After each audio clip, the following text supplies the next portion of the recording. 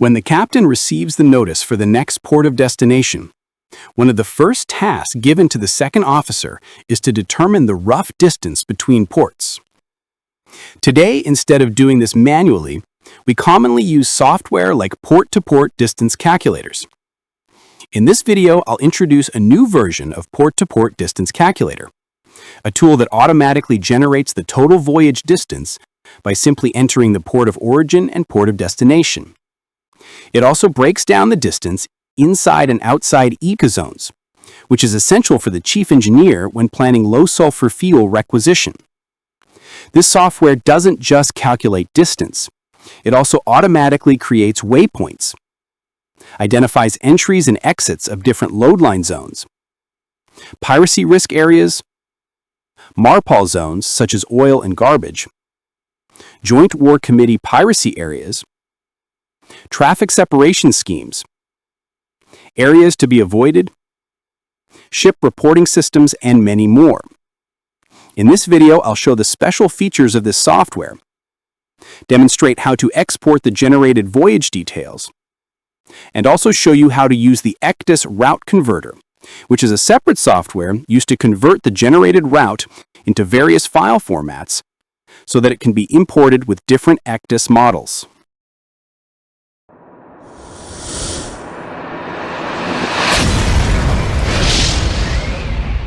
This is the interface of Port-to-Port Desktop once it has been installed and opened on your PC or laptop. This software is extremely useful, not only for calculating distances between ports, but also for providing several additional features that are very useful in creating a passage plan. Let's start by unchecking some of the layers so we can go through them one by one. For this example, let's assume we will load cargo in Singapore at Pasir Panjang Terminal and discharge it in Rotterdam, Netherlands. In this search box, type the port of departure, Pasir Panjang. When the name appears in the list below, simply left-click on it. Next, go back to the search box and enter the port of destination, Rotterdam. When it appears in the list, left-click on it as well. The chart now automatically displays the recommended route from Singapore to Rotterdam, passing through Suez Canal. The total distance shown is 8,470 nautical miles, which serves as rough distance. However, if our voyage passes through any emission control areas, ECA zones, we also need to determine the distance inside and outside these zones. This is important because vessels must use low-sulfur fuel oil with a sulfur content of 0.10% and less inside ECA zones. Outside ECA zones, ship may use fuel with 0.50% sulfur content or less. Now let's check whether our route goes through any ECA zones. Tick the ECA zones checkbox.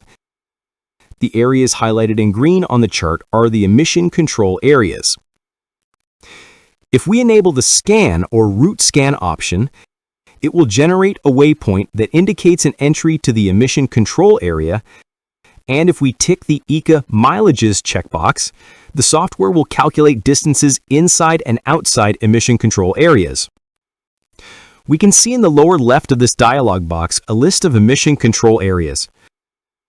The route from Singapore to Rotterdam shows that we go inside the North Sea ECA zones with a rough distance of about 424.40 nautical miles and around 8,045 nautical miles outside ECA zones, giving a total rough distance of almost 8,470 nautical miles. Those inside and outside ECA mileages are very important for the chief engineer, as they use these numbers to plan the required consumption of ultra-low sulfur fuel oil, or ULSFO, and very low sulfur fuel oil, or VLSFO. For initial planning, this rough distance breakdown, inside and outside ECA, and the total distance is usually enough to brief the master and chief engineer. Now, to view the generated waypoints, simply tick the Waypoints checkbox. This is the list of the waypoint names, along with their corresponding latitude and longitude. Let's zoom in on the green shaded area of the chart that covers our route. In the waypoints list, you'll notice the coordinates where the route enters the North Sea Emission Control Area, and these waypoints continue all the way to our destination port, Rotterdam. Now, let's minimize this section and return our focus to the chart. If we tick the Loadline Zones checkbox, the software displays the different loadline zones boundaries, each shaded in a distinct color. If we tick the Scan checkbox, it will generate waypoints showing exactly where the vessel enters and exits the various loadline zones. So, from Singapore up to this waypoint, the vessel is in the tropical zone, where loading is permitted up to the T loadline mark.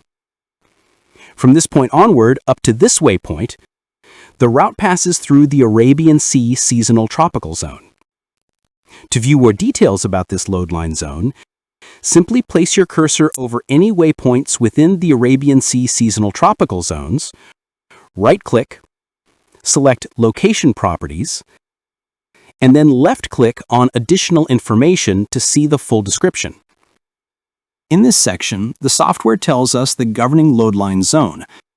This area is classified as Tropical Zone from September 1 to May 31, and Summer Zone from June 1 to August 31.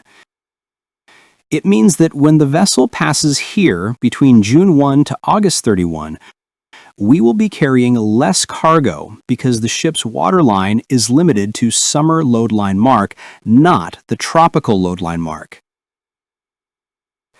Now, for this waypoint until here, the route returns to the tropical zone. From this waypoint, we enter Summer Zone, and that continues until this waypoint. Once we leave the Summer Zone, we enter the North Atlantic Winter Seasonal Zone 2, which extends all the way to Rotterdam. Let's point the cursor at this waypoint, then right-click, select Location Properties, and then click on Additional Information to view the governing dates. In this area, the governing zone is winter from November 1 to March 31, and summer from April 1 to October 31. It means that we cannot maximize the ship's loading capacity up to tropical loadline mark because we will be entering a summer zone where the waterline is limited to the summer loadline mark, and most especially when we enter the North Atlantic Winter Seasonal Zone 2 between November 1 to March 31, where the waterline must not exceed the winter loadline mark. Now let's move on to another important feature of the software, the Piracy Zones. When we tick the Piracy Zone checkbox, the chart displays a red shaded area indicating waters where vessels are vulnerable to pirate attacks or armed robbery at sea. If we enable the scan function, it will automatically generate an entry and exit waypoints, and all waypoints within the Piracy Zones are indicated. Next, let's check the MARPOL zones. When we tick this checkbox, a blue shaded area appears, showing the special areas under the MARPOL Convention where stricter pollution regulations apply. If we enable the scan option here, it will generate waypoints marking the entry and exit of each special area along our voyage, and also provide descriptions for all waypoints for the control of discharge of oil, garbage, and other pollutants. Another useful layer is the Joint War Committee Piracy Zones, which highlight areas considered high risk for piracy, terrorism, or war-related threats. We also have the International Navigational Limits. These areas are defined by geographical boundaries set by marine insurers and regulatory bodies that indicate where additional restrictions, insurance requirements, or vessel class limitations apply due to higher navigational risks, such as ice or severe weather. Next is the Traffic Separation Scheme, TSS. When we tick this checkbox, all designated traffic lanes appear on the chart. If we look at the Singapore Strait, we can observe that the generated route follows the intended traffic lanes. Let's check the English channel. It also follows the recommended traffic lanes. Let's proceed to the archipelagic lanes. These are designated sea routes through archipelagic waters that allow innocent passage for foreign ships. These lanes ensure safe and continuous navigation while respecting the sovereignty and maritime regulations of the archipelagic state. Next, let's look at the areas to be avoided. These are specific regions at sea, designated by the IMO, where ships should not enter due to hazards such as reefs, ecological sensitivity, or navigational dangers to enhance safety and protect the marine environment. Another feature is particularly sensitive sea areas.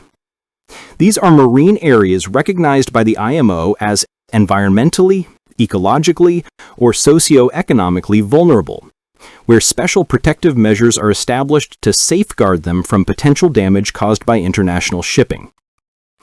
This software also highlights ship reporting areas, designated maritime zones where vessels are required or encouraged to report their position, route, and other relevant information to coastal authorities to enhance navigational safety, traffic monitoring, and maritime security. Now we can export the voyage details as both PDF and RTZ files. First, let's export it as a PDF and save to the desktop. Here's the exported PDF file. We can see the breakdown of distances inside and outside ECA zones, along with the total voyage distance. Scrolling down, we also see all generated waypoints, the distances, the ECA zones they belong to, and the load line zones for each waypoint. What I like about the software is that we can also export the voyage details as an RTZ file. Using the route converter, we can then convert it into different file formats to import it into ECDIS system of various models, such as Transas, JRC, Kongsberg, Furuno, and more. To do this, go to Export Route, left-click. I'll choose Desktop as the save location. I rename the file Singapore to Rotterdam, and click Save. Let's go back to the home screen.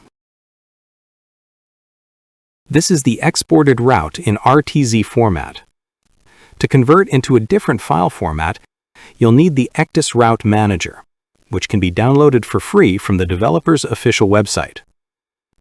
First, open the ECDIS Route Manager. Once opened, go to File, select Open, then locate the RTZ route.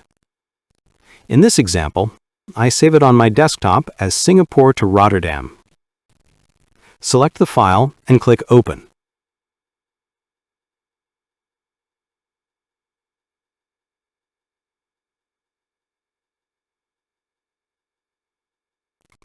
This is the route we will convert into another file format.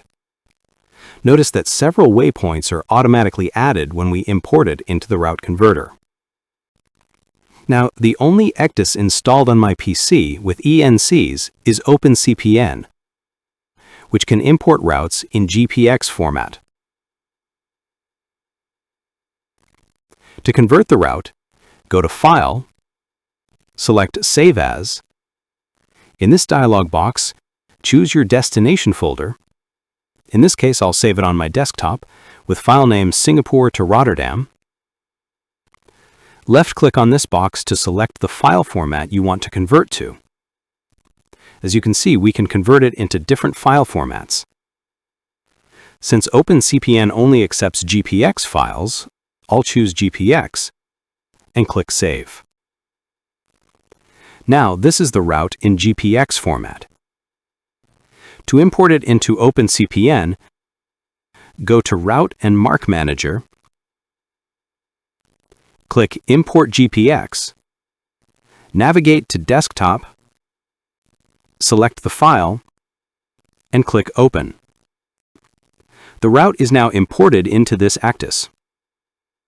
Let's check the waypoints in the Singapore Strait.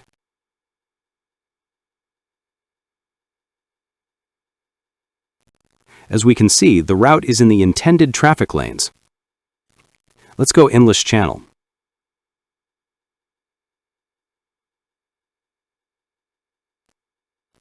Now, if we are still waiting for the ENC's permits, we can use OpenCPN to edit the route according to our appraisal, company policies, and guidelines. Since this video is already quite long, I'll make a separate video tutorial on how to install port-to-port desktop, ECDIS route converter, and OpenCPN. You can find the link in the description. That's all for now. I hope you found this video helpful. Thank you for watching, and goodbye.